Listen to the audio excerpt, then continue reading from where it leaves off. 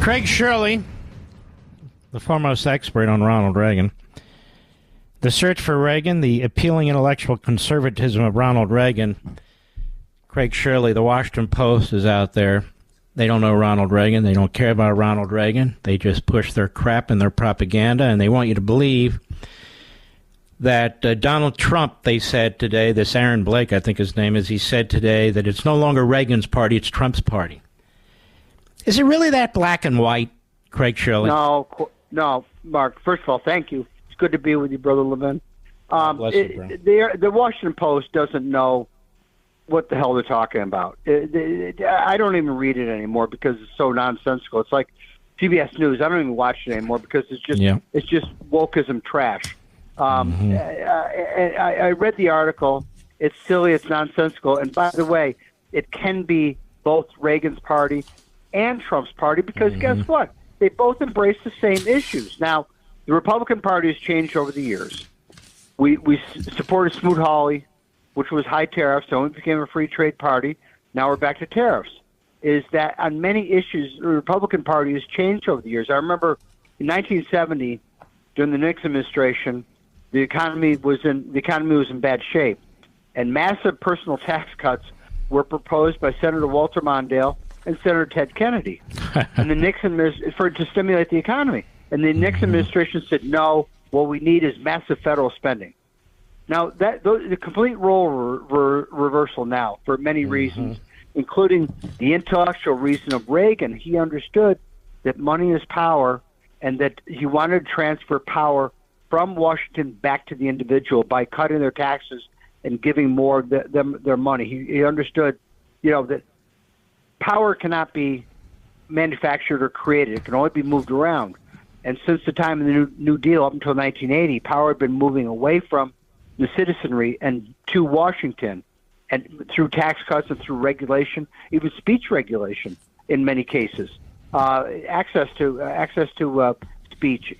Before when you had the fairness doctrine, is that you couldn't go on the radio and spout your political views because of the fairness doctrine. You had to put on a liberal for 15 seconds, then you had to put on a conservative for 15 seconds. It was that nonsensical, but the government regulated speech.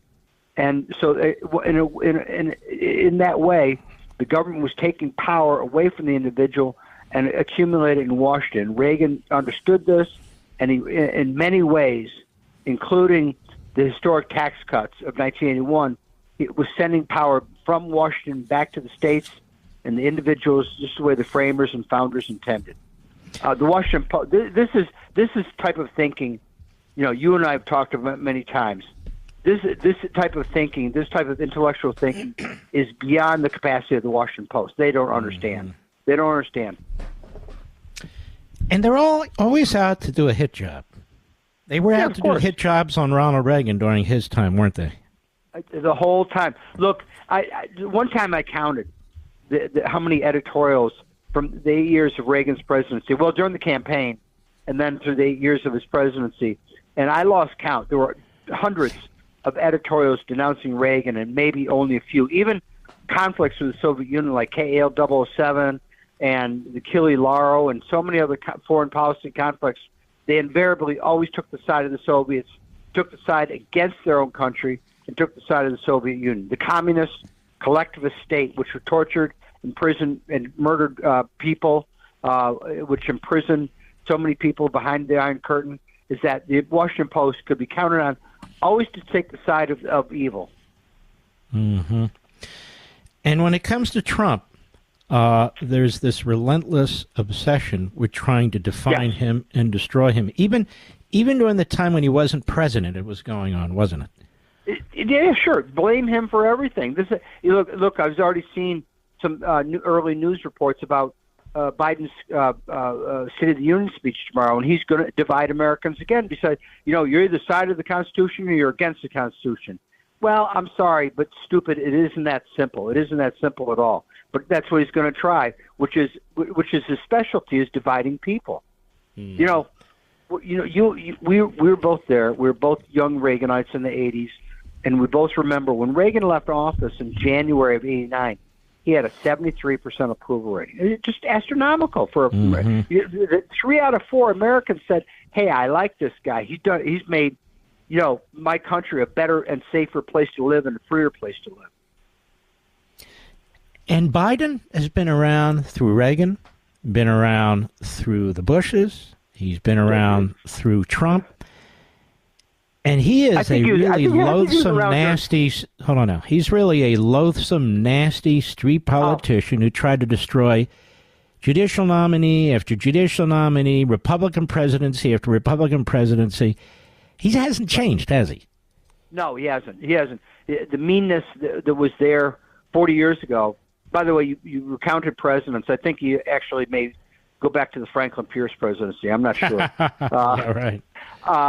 But I remember the Robert Bork hearings where he was so nasty and mean to a great American, a great thinking intellectual American. How nasty and personal he was to Bork and other judicial nominees of Reagan and others. Is that this is a petty, small man, and he's going to go down in history. Stupid. Yes, he's stupid. I mean, look on Israel, on concentration. Yeah. Look, he is a creature of government. He's been in government his whole life. He views that through his prism, and so he views it. His job is to acquire more power and to take it away from the individual, and that's where Reagan was so brilliant about. He said many times in his speeches as president about the dignity and power and rights of the individual. The book is The Search for Reagan, the appealing intellectual conservatism of Ronald Reagan. Reagan didn't like Biden, did he? No, and that's a good point. That's such a good point. He said so in his diaries. And he was very measured in his diaries about who he didn't like, but you could tell he didn't like him at all. I think I told you before. One other person he didn't like was Lowell Weicker from Connecticut, a senator from Connecticut. You remember him? He was. And Reagan wrote in his diaries after meeting with him that he was a quote, a pompous, no good fathead and a schmuck. He said schmuck? That's funny. Yes, he said schmuck. Well, and he never really spoke that way, so he must have really despised this guy, and I can't blame him. Lowell Weicker is the Chris Christie, the Chris Sununu, the Larry Hogan, the Mitt Romney, the Susan Collins, the Lisa Murkowski types, who undermine the leader of their party, the man who gets elected president every time. Craig Shirley, stick with us a moment. The book is The Search for Reagan, the appealing intellectual conservatism of Ronald Reagan. Get it on Amazon, any major bookstore. But it's very, very important now as people try to rewrite the Reagan history in order to try and destroy Donald Trump. Craig Shirley, when Ronald Reagan was a Democrat, an FDR Democrat, he was in Hollywood. He was head of the Screen Actors Guild. Unfortunately, I'm a member of that union. I can't get the hell out of there.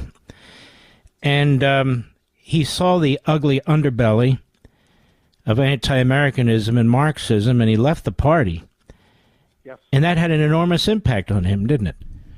Yeah. Oh, yes. Yeah. Well, he'd been moving to the right, and the Democratic Party was moving to the left, obviously, for many years. He was famously once said when he switched parties that I didn't leave my party, but my party left me. But his first encounter with the left was with communist provocateurs in Hollywood. They were trying to subvert the Hollywood system and make propaganda pro-Soviet movies and make anti-American movies. And in fact, they succeeded. In the early 1940s, there were two disgusting pro-Soviet movies called Song of Russia and Mission to Moscow. And if you can sit long enough for 90 minutes without gagging, you can look at these movies. They were they portrayed the Soviet Union as a workers' paradise, which of course we know was a complete lie. And there was every working man had a bowl of borscht and vodka on the table and this and that and the other thing. It was all a lie, of course. It was basically a Potemkin village.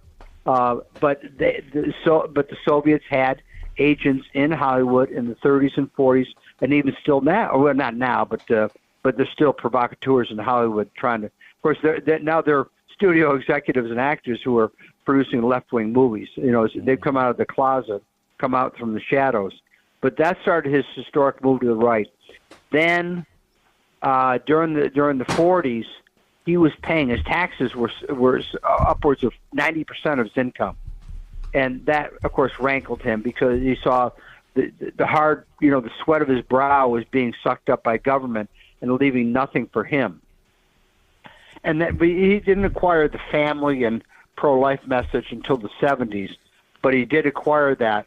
And so by 1980, he was a fully formed conservative, intellectual conservative, who was bent on empowering the individual, the privacy, dignity, and rights of the individual. And that included the unborn child, because individual rights, he believed, extended to the fetus.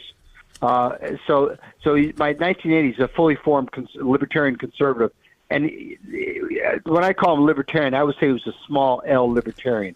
He was not, a whacked-out libertarian who said we need to dismantle defense and we need to make pot available for everything. He wasn't that way at all. But he did say to Reason magazine in 1975 that libertarianism was the fundamental basis of American conservatism. And in that regard, I agree with him. I don't disagree with that either, but he was pro-defense. He built up the military like nobody before him. Yes. One of the differences, and yet it's an overlap to some extent, between Reagan and Trump is Reagan really was a philosophical conservative. Yes. I think Trump has come to the same conclusion on most issues through his own experiences and through common sense, because in so many ways conservatism is common sense. What do you think of that? Common sense. Intellectualism is common sense. American conservatism, which is distinctly different from European conservatism, because in London, the power flows downward from the money elites in London to the people. Here, as designed under the Constitution, power flows upward from the people to the Washington governmental system. It's become perverted in many years, but over many years. But that's the way it was designed. That's the way what Reagan believed, and that's what he understood. So Trump's policies are not radical like these people try to make them out to be. His views are not totalitarian or dictatorial. And in that sense, didn't they try and play the same game with Ronald Reagan? That is, to suggest he was an out-of-control fascist? He was out of control. He was dim-witted. He was this grade B Hollywood actor with premature orange hair, which is what Gerald Ford called him. He was a lightweight. He was an intellectual lightweight. Everything in the book and more was thrown at Ronald Reagan by the Washington elites. And the same people and their children are now doing the same thing with Trump. There's one thing I think that people have to understand, and they probably do better than I do, which is that there were three really important elections in America that were about reasserting the power of the individual over the state. 1828 with the election of Andrew Jackson, 1980 with the election of Ronald Reagan, and 2024 with the election of Donald Trump. Donald Trump, he understands emotionally, and I hope he does intellectually. He's a very, very bright guy. Is that he is leading something that's going to go down in history as a very important election. Mm-hmm. I said to my wife, we were at CPAC, we were listening to Trump speak. He was hilarious. He knows, he knows who he is, and he knows who his enemies are, and he knows who his supporters are. He's much smarter than they give him credit for, but they do this with all Republicans, of course. And I turned to her as I did with Reagan, in my own belief, and I said, "Right, you're never gonna see a man like this again as president or running for president. So take it all in." Yes. Do you agree with that? He is. Yeah, I agree. He's sui generis. He is a unique individual, just as Ronald Reagan was a unique individual. They weren't a rubber stamp politician like Richard Nixon, like Lyndon Johnson, like Jimmy Carter, like Gerald Ford. These are both men who think outside the box and are outside the establishment. And therefore, the establishment is very threatened by them, which causes them to hurl insults and indignities and try to undermine them as candidates and as men and as individuals. They tried to do it to Ronald Reagan. He just, he like Donald Trump sloughed it off.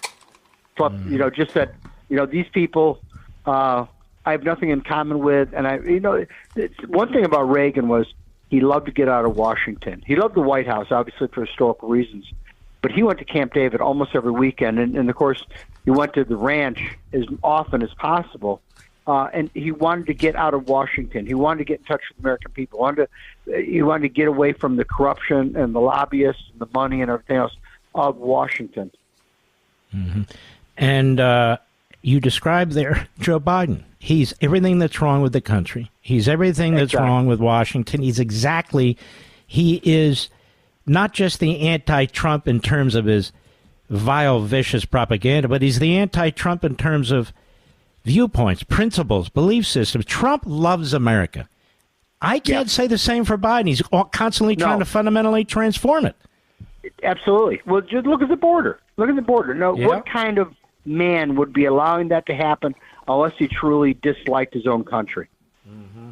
What kind of president? Can you think of anybody down through history that would allow that to happen? No, except for Joe Biden. No Democrat. Not even Jimmy Carter. Not even Jimmy Carter. Not even Lyndon Johnson. Not even Harry Truman, who is actually a pretty good president. Actually, a very good president.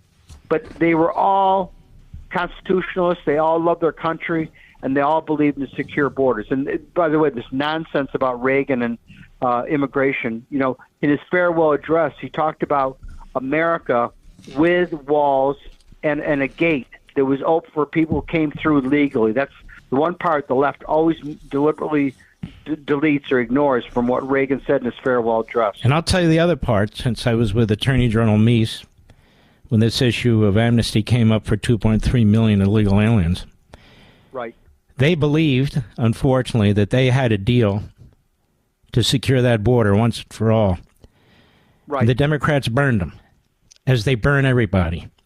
And Reagan's attitude changed a lot. He didn't hate the people who got amnesty, quite the contrary, but he understood that the Democrats were despicable and they couldn't be trusted. And he resented it, and he remembered it. So I just want people to know, for Reagan, it wasn't an ideological thing that he supports amnesty. He thought he got something for it, and he certainly did not. I could not agree more. But let me take it one step further. Now, there's no Reagan writings about this, but I think I've studied his thinking over my lifetime long enough to understand that two things. It was still the battle of the Cold War, and was he going to hand Gorbachev and the Soviets a PR coup by arbitrarily kicking out 2 million people and give them such a PR advantage in the world stage? Number one. Number two is a lot of those refugees came from communist countries, came from Cuba, came from Nicaragua. They came here, which is legal, as a political refugee and escaping the communism of Nicaragua, Cuba, and other countries. No president has ever done what Biden's done. And now we learn from the Daily Mail, we learn from CIS that Joe Biden's been flying hundreds and hundreds of thousands of illegal aliens into this country under the cover of dark, using the Biden apps where they contact us. They've landed and put them through 43 different airports. They immediately receive work permits, and they're immediately on a track in 2 years to become legal citizens. What do you make of that? It's nauseating in the extremist. Is that there's no words to describe it. It's totally anti-American, anti-intellectual, anti-individual. There's no way you can defend it. There's no way you can defend it. It is just a rotten thing to do. And he'll be up there tomorrow night blaming Trump, blaming the Republicans. It's it's the guy who burns down the building, who stands there and watches it, and then comes up with all the ideas on how to fix it. That's Joe Biden. Well, that's right out of the Screw Tape letters. Yeah. C.S. Lewis. If a man is drowning, hand him a bucket of water. If a man's house on fire, hand him a box of matches. Do everything to distract their attention from what is important. Screw Tape said to his young ward he was teaching about how to be evil. C.S. Lewis, considered one of the great Christian thinkers. I just consider him one of the great thinkers of all time, period. Absolutely. Fantastic writer, too. Man. Truly great folks, man. This is a great book from a great friend. That is The Search for Reagan, the Appealing Intellectual Conservatism of Reagan. You learn about Ronald Reagan, and then you'll read that, and you'll say, wait a minute, they hated him too. Wait a minute, these phony Republicans who claim to support him now in order to attack Trump never supported. Let's just underscore that on the way out here. These people who say it's no longer Reagan's party, they backed Reagan, they never did they? No, but I want to say one thing is that the party has shifted positions over the years. That's true. Until Ronald Reagan. Ronald Reagan's issues in 1980 are the same issues the Republican Party is embracing today, whether it's life, whether it's tax cuts, whether it's shrinking the bureaucracy, whether it's federalism. Name one issue. Name one issue. The party, and that's Reagan's long-lasting contribution to the Republican Party is that he made it a party of principles. He made it a party of principles, and the people, who understand it have not deviated. Trump understands it. And by the way, if I don't want to embarrass you, but thank you very much for writing the foreword to the book. I'm really in your debt. No, it's my honor. You're not in my debt ever. Whenever I can promote smart people doing smart things to try and save this republic and educate the American people, I'm all in. And you're one of the best, Craig Shirley. The book is Search for Reagan, The Appealing Intellectual Conservatism of Ronald Reagan. Get it right now on Amazon.com, any major bookstore. God bless you, my friend. Bless you, too. Thank you, Mark, very, very much. Take care of yourself.